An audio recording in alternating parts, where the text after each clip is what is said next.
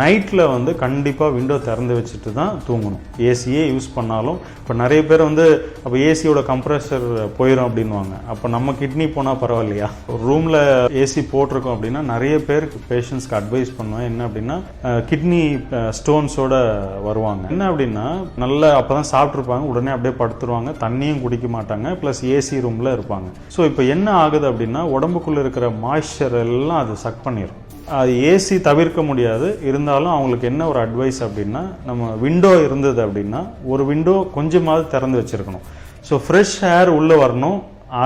அந்த ஃப்ரெஷ் ஏரை தான் நம்ம ஏசி வந்து கண்டிஷன் பண்ணி கொடுத்தது அப்படின்னா ஸோ ஒரு சில இடத்துல நம்ம விண்டோவே ஓப்பன் பண்ண முடியாதுன்ற சுச்சுவேஷன் இருந்தது அப்படின்னா நம்ம வெளியில் போயிட்டு வரலாம். ஒரு எவ்ரி 1 ஹவரோ இல்லை 45 மினிட்ஸ் ஒன்ஸ் வந்து கொஞ்சம் வெளியே போயிட்டு ஃப்ரெஷ் ஏரை ப்ரீத் பண்ணிவிட்டு வரணும்.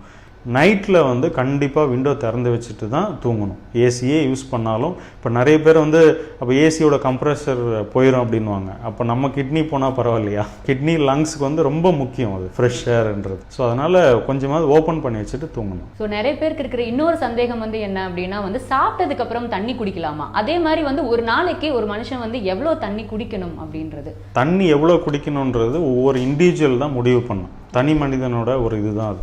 ஏன்னா ஒருத்தர் வந்து ஹார்ட் ஒர்க் பண்ணுவார், ஒருத்தர் வந்து வெறும் செடென்ட்ரி ஜாப் டெஸ்க் ஜாப் பண்ணுவாங்க, ஒரு சில பேர் ஏசியில் இருப்பாங்க, இல்லை சில பேர் ஏசியில் இருக்க மாட்டாங்க. ஸோ அப்படி ஒவ்வொருத்தருக்கும் மாறும் அது. ஸோ அதை வந்து எப்படி நம்ம இது பண்ணோம் அப்படின்னா அவங்களோட யூரின் கலரை வந்து பார்த்தாலே தெரிஞ்சிடும்.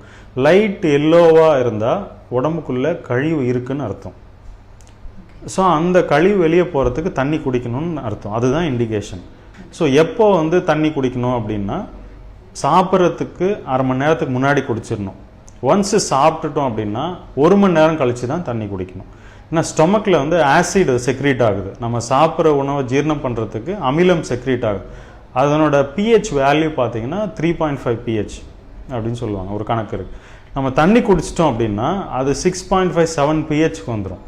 ஸோ அமிலமாக இருக்க வேண்டிய அந்த ஆசிட் வந்து நீர்த்து போகிறதுனால சாப்பிட்ற சாப்பாடு எதுவுமே ஜீரணம் ஆகாமல் உள்ளுக்குள்ளேயே இட்லி மாவு மாதிரி புளிச்சிட்டு இருக்கும்.